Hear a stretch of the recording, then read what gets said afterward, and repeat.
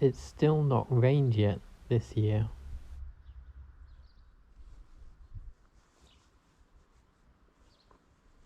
And today there wasn't a cloud in the sky.